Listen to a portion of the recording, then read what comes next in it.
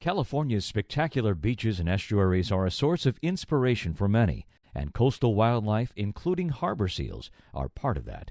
But while we enjoy them, it's important to avoid disturbing them. This is the Thank You Ocean Report. The first thing to do is to be aware of the likely areas where you might encounter harbor seals. So Bolinas Lagoon and Tomales Bay at the Point Reyes National Seashore, there are a number of sites.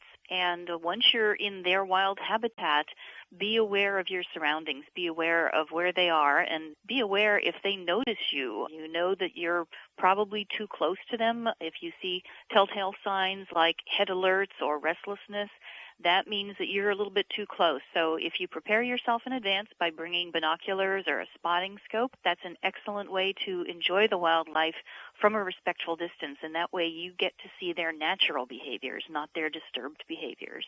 Mary Jane Schramm is the Media and Public Outreach Specialist for the San Francisco-based Gulf of the Farallones National Marine Sanctuary. She says failing to be respectful and cautious when encountering harbor seals can have dire impacts on their population. Disturbing harbor seals on their haul-out sites, especially during pupping season, can have tragic repercussions. If harbor seals stampede because of disturbance, pups can be separated from their mothers, and that literally can be a matter of life and death for those pups if they're not reunited. But any time of year, if harbor seals are disturbed on a persistent basis, or if the disturbance is severe on even just a few occurrences, it could cause them to abandon their haul-out areas permanently, and loss of habitat is one of the single most common elements in our loss of wildlife.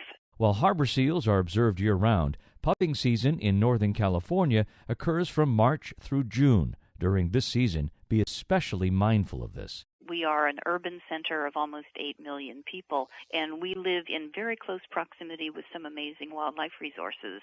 So we do have to be very aware of the fact that even temporarily we may cause alteration to habitats, even if we're not physically developing coastal structures, even if just by going into these wild habitats we disturb the wildlife that lives there.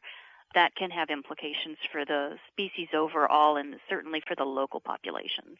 And Mary Jane offers tips for ways you can enjoy coastal lands with your dog without impacting the wildlife. Dogs in wildlife habitats can be a very sensitive subject because we all love our dogs and we love the outdoors, and sometimes those are incompatible, but there are times when you can enjoy the outdoors with your pet as long as you keep it on leash and you're aware of not allowing it to come too close to wildlife. It's not just a matter of seals or sea lions, but snowy plovers and other shorebirds. Snowy plovers I mentioned because they are on the endangered species list, and they're very much impacted by dogs on beaches that are allowed to run free. So again, it's a matter of being aware of where you're going to find the wildlife and then altering your behavior and your pet's behavior accordingly. You will have a much more enjoyable wildlife experience if you increase your own awareness. You have to be outdoor savvy in order to really maximize your experience. And our thanks to Mary Jane Schramm. The ocean takes care of us. Let's return the favor. To find out how you can help, please visit thankyouocean.org. I'm Jerry Kay.